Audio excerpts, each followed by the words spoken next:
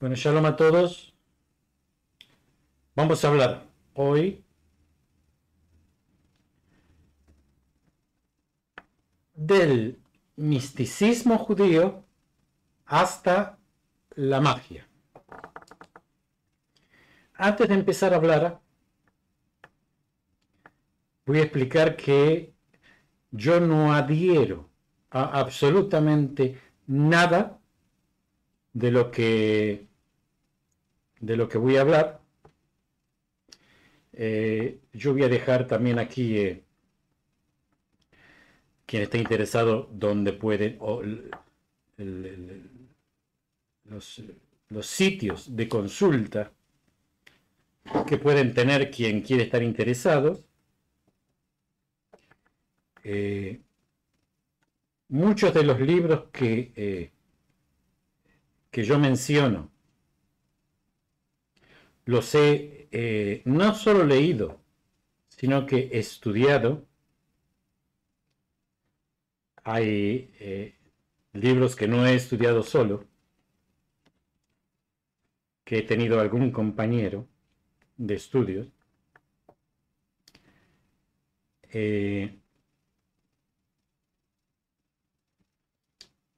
Estudiar no significa leer. Estudiar significa, por ejemplo, estar 2 años con un libro que inicialmente fue simplemente una hoja. 2 años. Gracias a Dios pude salir de todo eso medianamente normal. Vuelvo a repetir, yo no adhiero a todo lo que voy a explicar ahora, pero como es un tema que tiene que ver con el judaísmo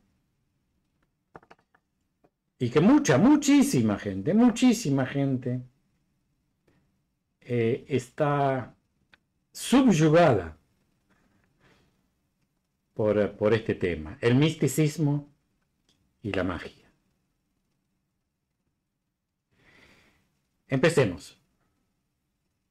La mística judía se puede dividir en cábala teórica, Kabbalah, lekabel, recibir, Kabbalah, teórica y Kabbalah práctica,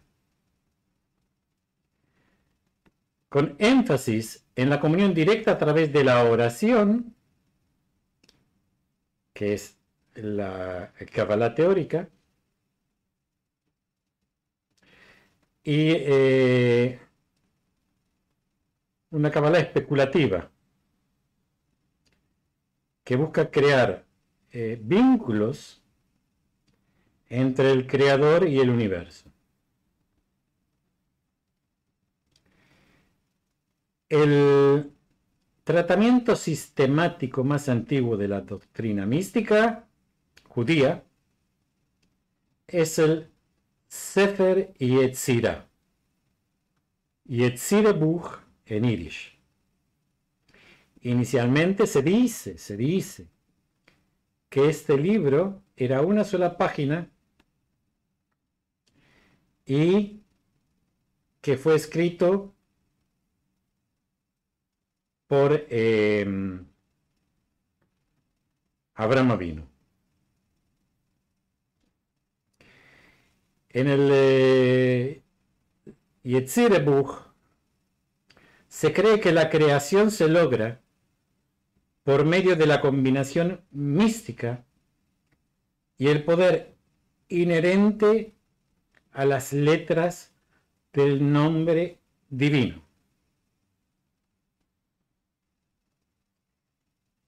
Voy a agregar a lo que escribí, no está escrito, lo agrego siempre, me salgo del guión. Y en este libro, aparte de existir la fórmula, en teoría, de cómo hacer un golem, también está la fórmula de cómo sacar el real nombre, el exacto nombre de Dios. Se preguntarán si lo hice. Sí lo hice. Sí lo hice. Se preguntarán si alguna vez lo dije. No lo dije. Nunca. Era una hoja terriblemente larga.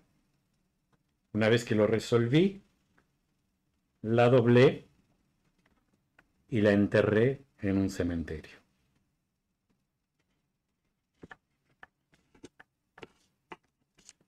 Vuelvo a repetir, no adhiero. Pero no me animo.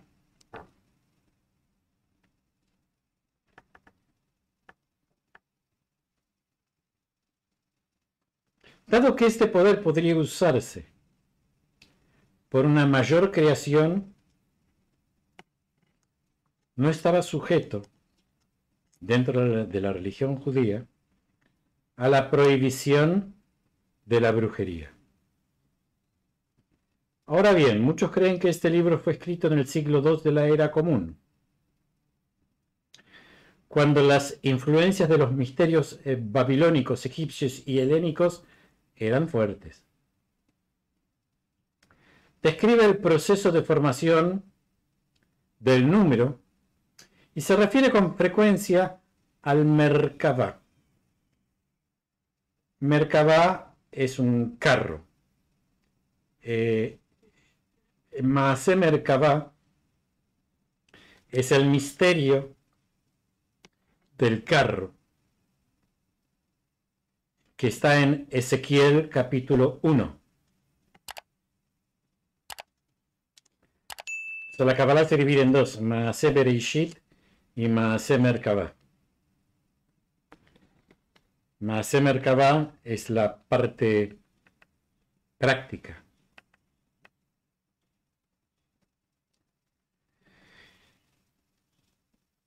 Ojalá que a nadie se le ocurra meterse en esto. Lo digo de corazón. Quien confíe en mí, espero que siga mis palabras. Dice que el libro se ocupa de la formación del mundo entre 32 formas de sabiduría. Representa a las 22 letras del alfabeto hebreo y las 10 sefirot, o que son las sefirot, las emanaciones de Dios. El Sefer Yetzirah contiene exposiciones originales de misticismo, de letras y números, así como divisiones astrológicas. Su complejidad, o sea, la complejidad del Sefer Yetzirah, hicieron que muchos hagan interpretaciones. Y en el siglo IX ya se había escrito un comentario, o sea, un comentario interpretativo de lo que es el Sefer Yetzirah, y como de costumbre, la interpretación fue muchísimo más larga que el mismísimo Sefer.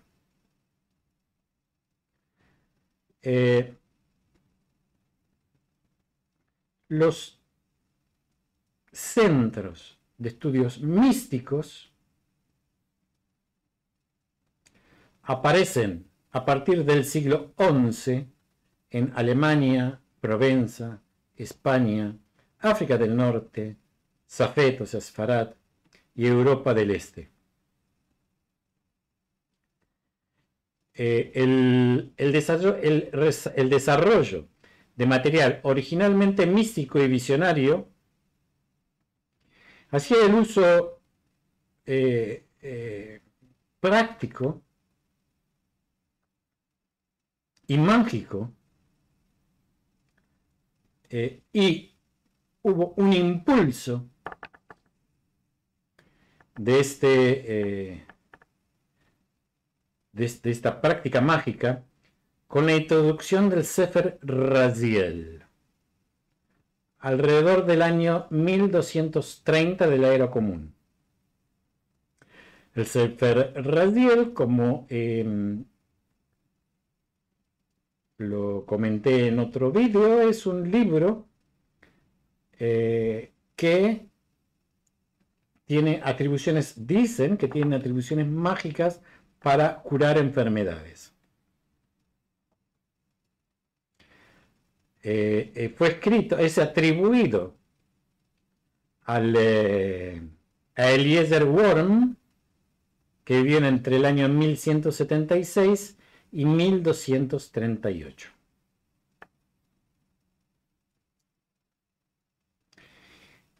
Sigamos. Durante el siglo XIII, la magia judía se desarrolló aún más con la separación de la Kabbalah teórica de la Kabbalah práctica. Así. La Kabbalah práctica se subdividió a su vez en actividades religiosas internas y actividades mágicas externas. Y es de mayor importancia porque la gente se quería dedicar más a esto. Aunque la mayoría de los judíos de hoy desconocen la existencia de la magia judía, muchos cristianos en la época medieval creían que los judíos eran hechiceros, justamente por lo anteriormente mencionado. Claro, y como evidentemente tenemos un dominio total de esta magia, fueron acusados, por ejemplo, en ese momento, de propagar la peste negra en el año 1348, provocar la cólera en años posteriores.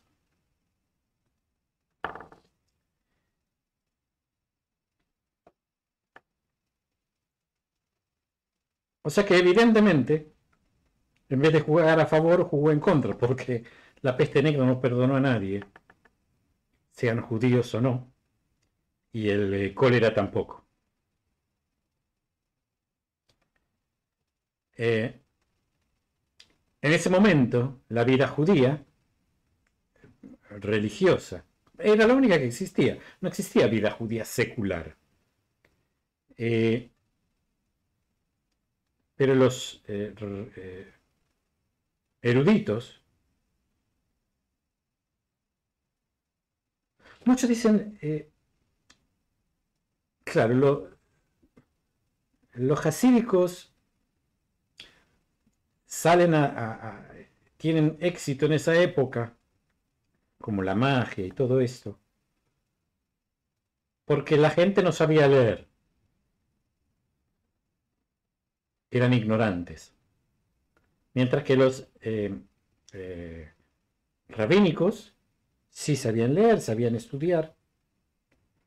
Claro, si uno tenía que trabajar todo el tiempo porque no tenía, no había dinero, tenía que trabajar y no había que leer, porque no se publicaba.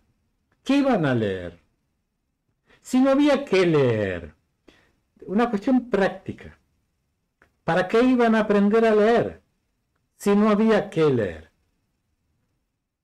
Había que trabajar y comer. Esto es práctico, es algo práctico. ¿Qué se hacía? Se estudiaba para leer, para después no tener que leer, o se trabajaba para poder tener que comer. Evidentemente se trabajaba para poder tener que comer. Pero había algunos judíos que trabajaban y podían estudiar el Talmud.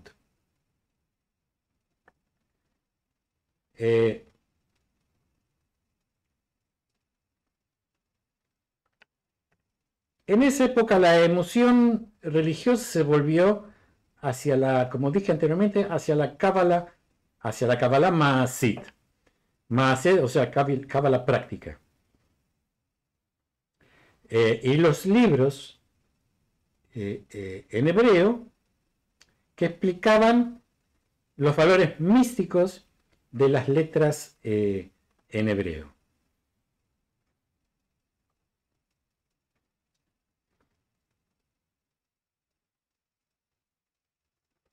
¿Y quién podía leer estos libros? Únicamente los que estudiaban Talmud. Vamos a ver qué es la magia judía.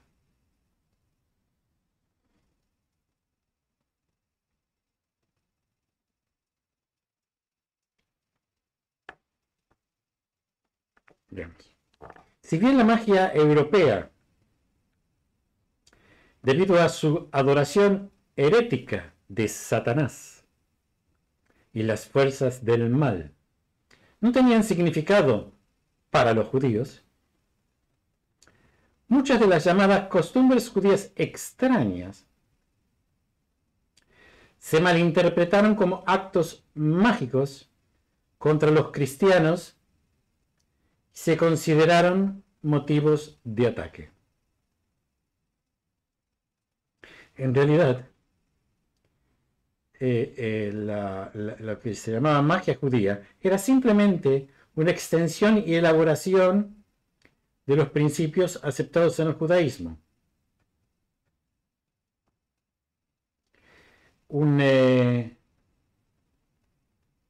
Había dos tipos de magos judíos. Lo que se llamaba el mago popular y el mago erudito. El mago popular era aquel que, hombre o mujer, que comercializaba con teóricos remedios terapéuticos y segulot. Segulot son amuletos que inclusive hoy en día se utilizan, por ejemplo el Hamsa es un amuleto, el Jai es un amuleto.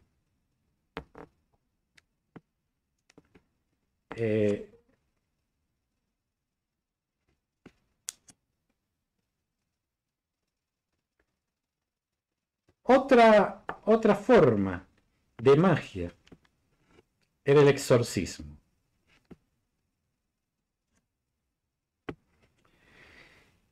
El exorcismo se convirtió en una forma de magia judía solo después de que se desarrolló la idea de transmigración de las almas en el siglo XVI por parte de la escuela luriánica de Kabbalah, o sea, por parte de la escuela de Luria. En el folclore judío, o sea, antes de esto,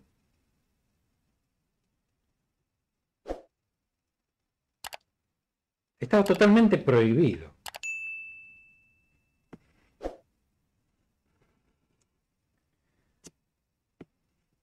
Pero aparecieron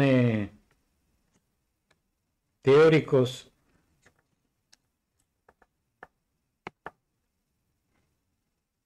jajamín, tzadikim, que impusieron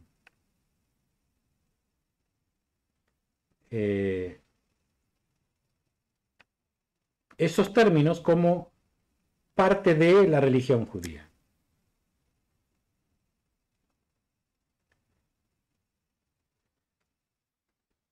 Yo creo que ya hablamos sobre el Dibuk. ¿Qué sale de aquí? Sale del siglo VI, de la escuela de Luria. El Dibuk era el alma de alguien obligado a deambular para expiar los pecados. Y buscaba refugio en el cuerpo de un individuo vivo.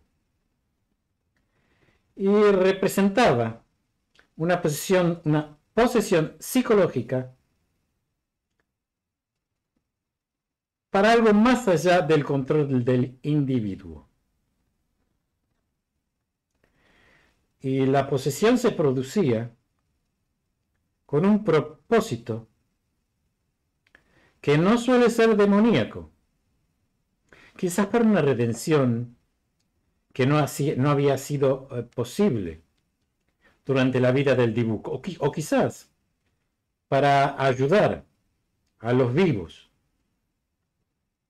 Una vez que se lograba el propósito, del Dybbuk generalmente se iría voluntariamente de ese cuerpo.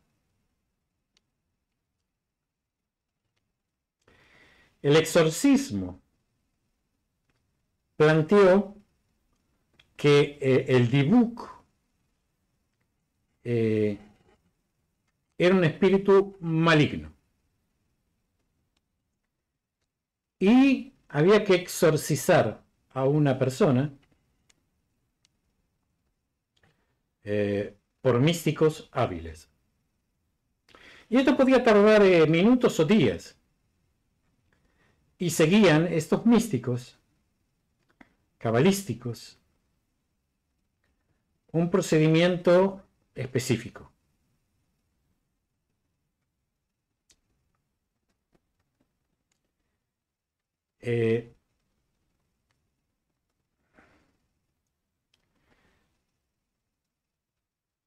Para mí, vuelvo a repetir, todo esto me suena a, en hebreo se dice Sipurei Sabta, en yiddish se dice Bobe Maises, y en castellano se dice cuentos de abuela. Los relatos de estos exorcismos continúan hasta nuestros días. Y se puede ver, inclusive en YouTube, mucha gente que dice dominar esta técnica. Tienen cientos de miles de seguidores, judíos y no judíos.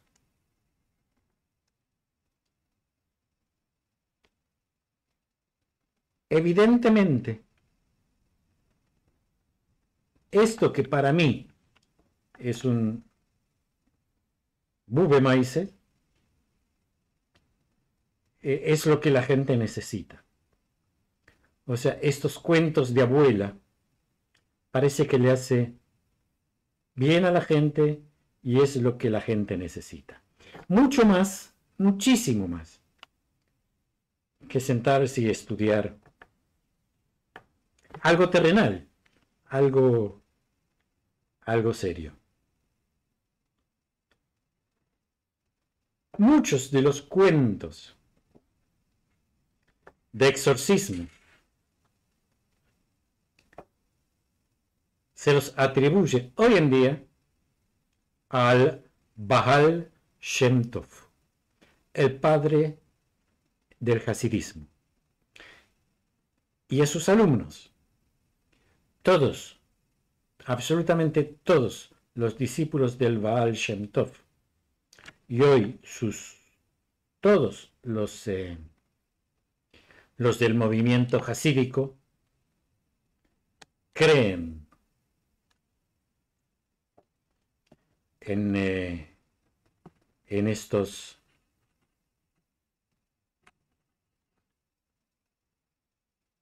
cuestiones místicas